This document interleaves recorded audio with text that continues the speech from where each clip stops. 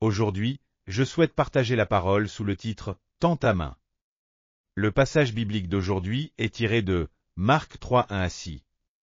Lisons-les ensemble. Jésus entra de nouveau dans la synagogue.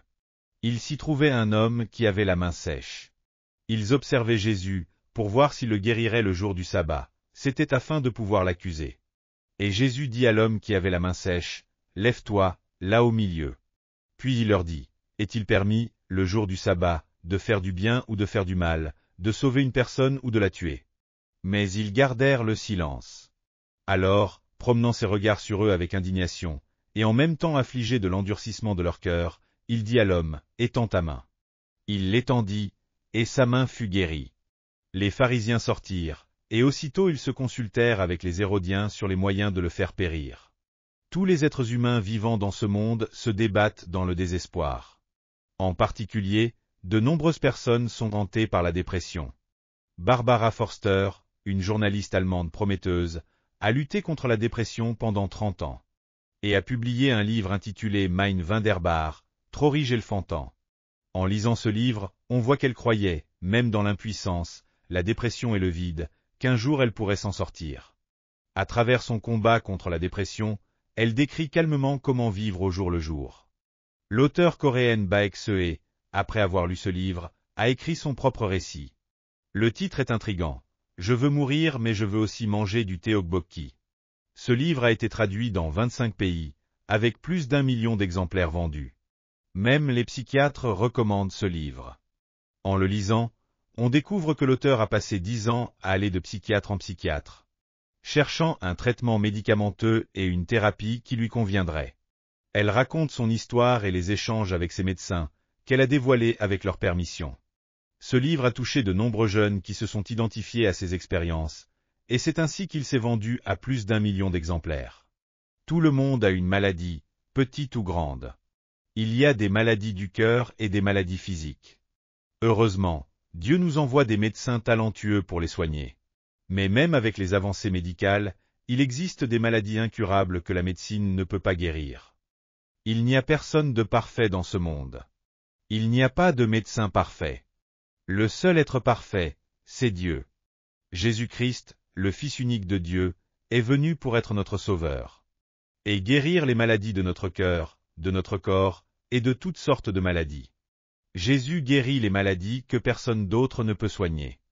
Lorsque Jésus était sur cette terre, 2 tiers de son ministère consistait à guérir les malades. Matthieu 83 à 24 nous en parle. Jésus parcourait toute la Galilée, enseignant dans leur synagogue, prêchant la bonne nouvelle du royaume, et guérissant toute maladie et toute infirmité parmi le peuple. Sa renommée se répandit dans toute la Syrie, et on lui amena tous ceux qui souffraient, atteints de diverses maladies et douleurs. Des démoniaques, des lunatiques, des paralytiques, et il les guérit. Il les guérit. Aujourd'hui, que vous rencontriez Jésus et soyez libérés de toutes vos maladies, au nom du Seigneur. Jésus-Christ est le même hier, aujourd'hui et pour toujours. Ce même Jésus continue à guérir nos maladies aujourd'hui. Tout d'abord, dans le passage d'aujourd'hui, nous voyons l'histoire d'un homme dont la main est paralysée. Il se trouvait dans la synagogue. Marc 3 dit, « Jésus entra de nouveau dans la synagogue. Il s'y trouvait un homme qui avait une main paralysée. » Cette scène, où Jésus guérit un homme à la main paralysée un jour de sabbat, apparaît dans les 3 évangiles synoptiques, Matthieu, Marc et Luc. C'était un miracle qui avait attiré l'attention de nombreuses personnes. Jésus était allé à la synagogue un jour de sabbat, ce qui correspond à notre dimanche d'aujourd'hui, où nous allons à l'église pour adorer. Dans la synagogue, il y avait un homme dont la main était paralysée. Luc nous dit que c'était la main droite. Luc 6 dit, « Il arriva, un autre jour de sabbat, que Jésus entra dans la synagogue et qu'il enseignait. Il s'y trouvait un homme dont la main droite était paralysée. » La main symbolise les actions et la vie d'une personne. Dans la Bible, la main droite est le symbole de la droiture. Avoir la main droite paralysée signifie que, bien que fréquentant l'église, l'individu a perdu sa droiture et vit une foi routinière, formelle et sans vie. Ce problème survient lorsque nous perdons la passion et la gratitude de notre premier amour pour Jésus. Nous devons nous examiner. Ne sommes-nous pas, comme cet homme à la main paralysée, devenus routiniers et formels dans notre foi. Ayant perdu la joie et la gratitude du début, dans Apocalypse, Jésus reproche à l'église d'Éphèse d'avoir abandonné son premier amour. Apocalypse 2, 4 à 5 dit : « Mais ce que j'ai contre toi, c'est que tu as abandonné ton premier amour. Souviens-toi donc d'où tu es tombé, repens-toi, et pratique tes premières œuvres.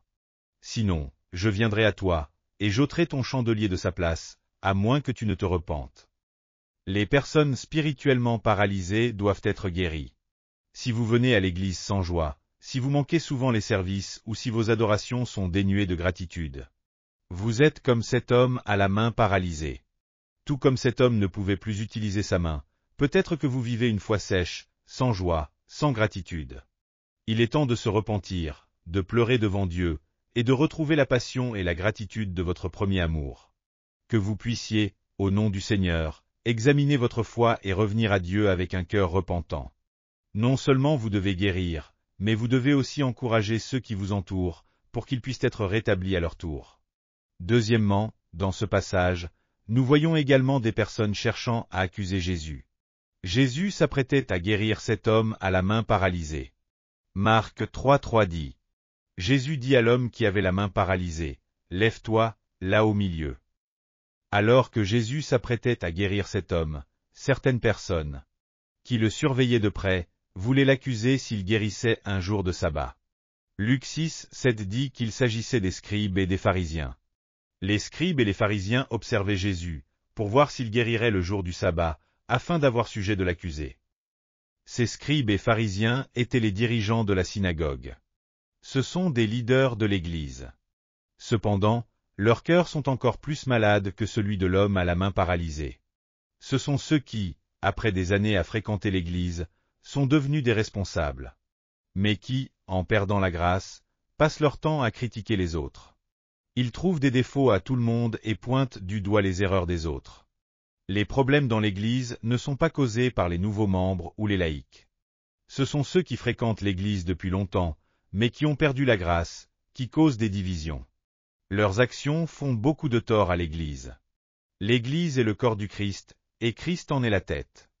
Lorsque ces personnes critiquent, jugent et accusent les autres, elles oublient qu'elles blessent en fait le corps de Jésus, ternissant ainsi la gloire du Seigneur. Éphésiens 1, 22 à 23 explique cela.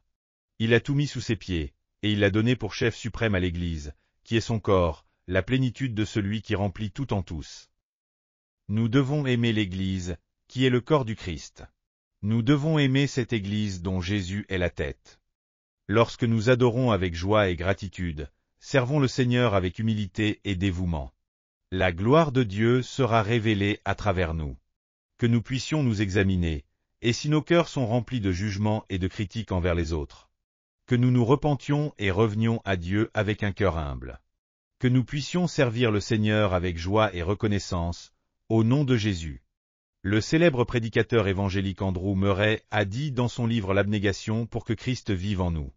Celui qui a brisé son moi réalise son impuissance et confesse ainsi qu'il n'est rien. Je suis crucifié avec Christ. Je suis complètement impuissant. Tout souffle de vie et toute force doivent venir de mon Seigneur Jésus. La véritable personne qui a reçu la grâce est celle qui confesse « Je ne suis rien, mais le Seigneur est tout pour moi ». Lorsque nous servons le Seigneur, rempli de sa grâce, et que nous confessons que tout vient de lui, alors la bénédiction de Dieu descend sur nous. Lorsque nous vivons ainsi, nous recevons ces bénédictions dans tous les aspects de notre vie. Que vous viviez une vie bénie, prospère dans tout ce que vous faites, en santé et en abondance, au nom de Jésus. Pour vivre une telle vie, nous devons abandonner l'attitude critique des pharisiens et scribes, et tendre la main avec humilité et gratitude pour servir le Seigneur, au nom de Jésus. Troisièmement, le passage se termine avec la guérison de l'homme malade. Marc 3,5 dit : « Alors, promenant ses regards sur eux avec indignation, affligé de l'endurcissement de leur cœur, il dit à l'homme : Tends ta main. Il la tendit, et sa main fut guérie. » Jésus a observé l'endurcissement des cœurs des autres avec tristesse, mais il a ensuite parlé à l'homme malade. Tends ta main. Cet homme, dont la main était sèche et tordue, incapable de bouger, tendit la main en obéissant à la parole de Jésus. À l'instant où il tendit sa main avec foi, elle fut guérie, retrouvant sa pleine fonction. Alléluia! Aujourd'hui, le Seigneur nous dit, tends ta main sèche, paralysée par les soucis, les inquiétudes et le désespoir. Tends ta main déformée par la pensée critique et négative. Tends ta main malade et sèche, tourmentée par la maladie et les problèmes du cœur. Lorsque nous tendons nos mains avec foi, le Seigneur nous guérit instantanément. Il guérit nos maladies du cœur, de l'esprit et du corps. Quelles que soient les difficultés que vous traversez, les problèmes personnels, familiaux, professionnels ou autres. Lorsque vous tendez la main avec foi, le Seigneur guérit et résout vos problèmes. Le Seigneur nous appelle à tendre nos mains de foi, de gratitude et de miracle. Lorsque nous tendons nos mains avec foi, la grâce de Dieu descend sur nous. En vivant notre seule et unique vie, nous devons bien croire en Jésus. Pour cela, il nous faut chaque jour tendre la main avec foi. Abandonnons nos vieilles habitudes de plainte et de critique, et tournons-nous vers Dieu pour lui offrir nos mains, déformées et sèches. Pour qu'elles soient guéries. Que tout dans votre vie soit restauré. Que votre foi, votre famille, et votre santé soient restaurées. Lorsque vous tendez votre main avec foi, le Seigneur la saisit et accomplit des miracles. Il vous accorde une grâce abondante. Que chacun d'entre vous tende la main avec foi, au nom du Seigneur. Je souhaite vous présenter le docteur Lee Edae, qui, après avoir rencontré Jésus, a tendu la main avec foi et amour. Il a été un célèbre chirurgien spécialisé dans le cancer du sein, introduisant de nouvelles méthodes chirurgicales et menant des campagnes de prévention. Il a servi comme directeur du centre du cancer à l'hôpital Severance de Gangnam, affilié à l'université de Yonsei. Diplômé de la faculté de médecine de l'université de Yonsei en 1976. Il a obtenu sa spécialisation en chirurgie et a étudié au National Cancer Institute des États-Unis ainsi qu'au Sloan Kettering Cancer Center de New York de 1989 à 1991. En 1991, il a réalisé la première chirurgie de conservation du sein en Corée, laissant ainsi un héritage dans le domaine de la chirurgie du cancer du sein. Il a également été président de la Société coréenne de cancérologie et a consacré plus de 30 ans de sa vie à soigner les patients atteints de cancer avant de rejoindre le Seigneur. En 2003, le Dr Lee a découvert qu'il souffrait d'un cancer colorectal à un stade avancé. Bien qu'il ait guéri de nombreux patients atteints de cancer, il n'avait pas pris soin de sa propre santé, et son cancer avait atteint un stade terminal. Après avoir reçu ce diagnostic, il a subi 12 rechutes. Pourtant, même en étant atteint d'un cancer en phase terminale, il continuait à soigner jusqu'à 50 patients par jour, sauvant ainsi des milliers de vies au cours de la décennie qui a suivi son diagnostic. Ce qui a permis au Dr Lee de continuer à sauver des vies malgré son propre combat contre la maladie, c'est sa foi en Dieu. Il affirmait que la meilleure thérapie contre le cancer était la foi. Admirateur du pasteur David Yonggi Cho, le Dr Lee appliquait à sa vie la spiritualité de la 4e dimension, prêchée par le pasteur Cho, avec une foi en la gratitude et l'optimisme absolu. Il disait souvent, « Ce n'est pas le cancer qui tue les gens, mais le désespoir qu'ils ressentent. » Sa foi et sa pensée positive lui ont permis de surmonter son cancer à plusieurs reprises, et il déclarait, « Le cancer a été une bénédiction pour moi, car il m'a permis de rencontrer Dieu. Bien que j'ai fréquenté des écoles chrétiennes et lu la Bible, je n'avais jamais eu de véritable relation avec Dieu. Mais à travers le cancer, je me suis humilié et j'ai enfin rencontré Dieu. En juin 2003, j'étais déjà en phase 4, au stade terminal du cancer. Si j'avais cru que j'allais mourir, je serais peut-être vraiment mort. Mais Dieu m'a permis de recevoir une guérison spirituelle en plus de la guérison physique, et il m'a donné une nouvelle vie. Bien que les médecins lui aient donné moins d'1 an à vivre, il a survécu plus de 10 ans, sauvant des milliers de patients atteints de cancer. Il a vécu la 5e phase de la vie, avant de rejoindre le Seigneur. Même au milieu des souffrances extrêmes du cancer terminal, il n'a jamais abandonné ni perdu espoir, car il tendait toujours la main avec foi. Le Seigneur l'a soutenu, lui permettant de tendre la main avec espoir et amour, sauvant ainsi de nombreux patients. À travers l'exemple du Dr Lee Edae, qui a apporté l'espoir à tant de personnes, le Seigneur nous dit aujourd'hui, « Ne renoncez jamais. Ne désespérez jamais. Tendez la main avec foi et amour. » Le Dr Lee a tendu la main avec foi, même en luttant contre la mort, et a sauvé des milliers de patients atteints de cancer. Si vous avancez avec foi, vous aussi, vous surmonterez le désespoir et aiderez ceux qui sont autour de vous. Tendez votre main de foi vers le Seigneur en ce moment. Tendez une main de miracle, une main d'amour. Dieu accomplira de grandes œuvres à travers vous, et réalisera de grandes choses. Nous n'avons qu'une seule vie à vivre. Vivez en tant que personne de foi. Avec une grande foi et en vous appuyant sur les promesses de Dieu, avancez. La grâce et les bénédictions de Dieu vous seront accordées. Ne renoncez jamais. Ne restez pas assis sans rien faire. Peu importe les difficultés, peu importe les souffrances, croyez que le Seigneur est avec vous. Saisissez les promesses de Dieu, tendez votre main de foi, saisissez celle du Seigneur, et avancez avec foi, encore et encore. Je vous bénis au nom du Seigneur. Je vous bénis. Prions ensemble. Dieu aimant, plein de grâce et de miséricorde, alors que nous vivons cette vie unique, même dans les moments les plus difficiles. Même lorsque nous voulons tout abandonner, accorde-nous la force de tendre la main de foi et de saisir la main du Seigneur.